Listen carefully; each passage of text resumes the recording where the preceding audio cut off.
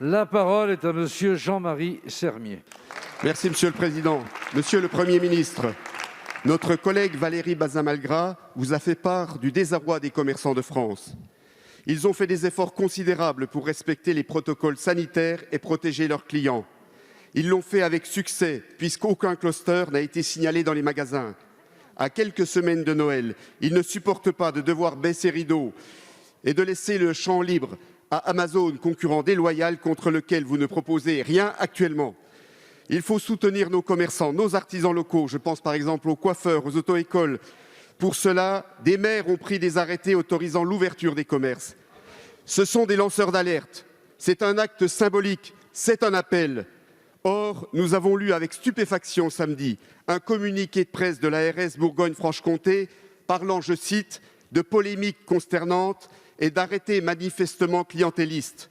Monsieur le Président, Monsieur le Premier ministre, il est inacceptable de sortir à ce point du principe de neutralité de l'administration. Il est insupportable que des hauts fonctionnaires insultent les élus locaux, maillons essentiels de notre République, a priori pendant cette crise sanitaire. Monsieur le Premier ministre, condamnez-vous ce communiqué de presse.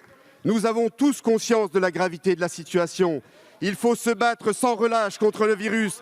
Il faut protéger les Français, mais il faut le faire dans la justice et l'efficacité. Il est temps que le gouvernement admette son échec du déconfinement et son impréparation du reconfinement. Il faut revoir d'urgence le dispositif. Nous avons fait des propositions. À l'image des marchés lors du premier confinement, nous proposons que les préfets, en concertation étroite avec les maires, puissent accorder des dérogations au commerce, bien évidemment lorsqu'ils respectent le protocole sanitaire. Monsieur le Premier ministre, allez-vous enfin faire voter l'amendement des Républicains pour mettre en place cette mesure? Merci, monsieur le député. La parole est à monsieur Olivier Véran, ministre des Solidarités et de la Santé. Monsieur le député, ça fait plusieurs semaines que vous interpellez les uns et les autres le gouvernement en disant « Quand est-ce que vous prendrez des mesures pour protéger les Français ?» Nous mettons en place des mesures pour protéger les Français et vous nous répondez « Ah non, pas celle-là. Ah non, pas celle-là. Ah non, pas celle-là. » Ensuite, vous nous dites « Consultez les élus pour prendre des décisions. » Nous consultons les élus, nous prenons des décisions. Les élus, certains, une infime minorité d'élus décident d'attaquer les décisions et vous dites « Ils ont raison d'attaquer la décision. » Et ensuite, vous allez nous dire « Où est la cohérence ? Où est la cohérence dans les décisions qui sont prises ?» Monsieur le député,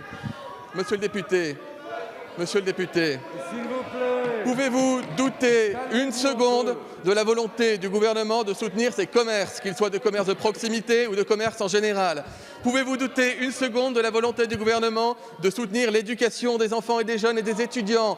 Pouvez-vous douter une seconde de la volonté du gouvernement de soutenir son économie et en même temps d'être capable de protéger les Français? Alors si, comme moi, vous ne doutez pas du bon sens qui anime ce gouvernement, ne doutez pas des mesures qui sont prises, elles sont prises parce qu'elles sont nécessaires. Ce ne sont pas les commerçants qui sont responsables de la circulation du virus. Ce ne sont pas les commerçants qui sont responsables de la situation épidémique.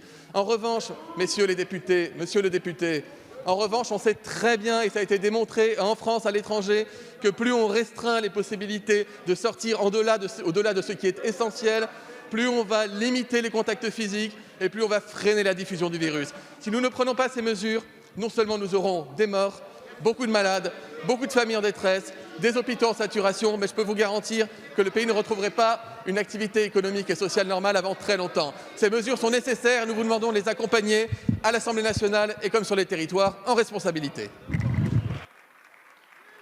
Merci, monsieur le ministre.